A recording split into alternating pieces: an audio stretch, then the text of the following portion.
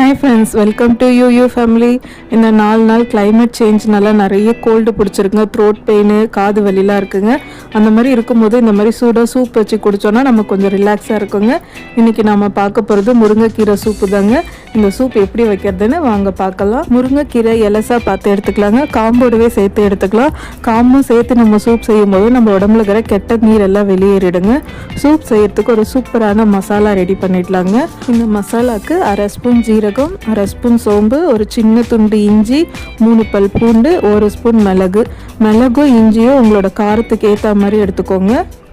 இந்த பொருள் எல்லாம் ஒரு மிக்சி ஜாரில் சேர்த்து கொஞ்சம் கொரப்பாக அரைச்சி எடுத்துக்கலாங்க. நம்ம கொரப்பாக அரைச்சி எடுத்தால் தான் தண்ணியில் வேகும் போது அதோட எசன்ஸ்லாம் நல்லா தண்ணியில் இறங்குங்க. இப்போ நாம் ஒரு குக்கரில் நல்லா வாஷ் பண்ணி வச்சுருக்கிற முருங்கைக்கீரை, மிளகு சீரக பொடி, 2 ஸ்பூன் பைத்தம்பருப்பு சேர்த்து ஒரு 3 டம்ளர் தண்ணி வச்சு நல்லா ஒரு 5 விசில் விட்டு எடுத்துக்கலாங்க. இப்போ பாருங்கள், பருப்பு நல்லா வெந்துருச்சு, கீரையும் நல்லா வெந்துருச்சு. இப்போ கீரையில் இருக்கிற தண்ணி மட்டும் கொஞ்சம் தனியாக எடுத்து வச்சுட்டு இந்த கீரையும் பருப்பும் ஒரு மத்து வச்சு நல்லா மசிச்சு எடுத்துக்கலாங்க. அதுக்கப்புறம் நம்ம எடுத்து வச்சுக்கிற தண்ணியும் சேர்த்து ஒரு 2 திருப்பிட்டு ஒரு ஸ்டெயின்லெஸ் ஸ்டீல் வடிகட்டுற வச்சு நல்லா வடித்து எடுத்துக்கலாங்க.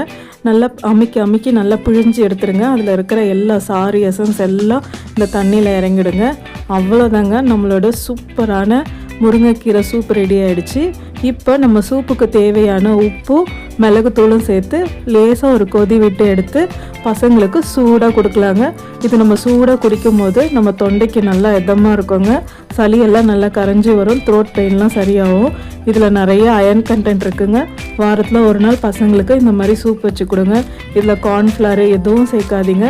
இந்த மாதிரி ப்ளெயினாக கொடுங்க. குடிக்கிறதுக்கு சூப்பராக இருக்குங்க. ரசம் மாதிரி இருக்குங்க. டேஸ்ட்டும் சூப்பராக இருக்குங்க. இந்த வீடியோ பிடிச்சிருந்தா வீடியோக்கு ஒரு லைக் கொடுங்க. உங்களோட ஃபீட்பேக்கை கமெண்ட்டில் சொல்லுங்கள். சேனலை சப்போர்ட் பண்ணுங்கள்.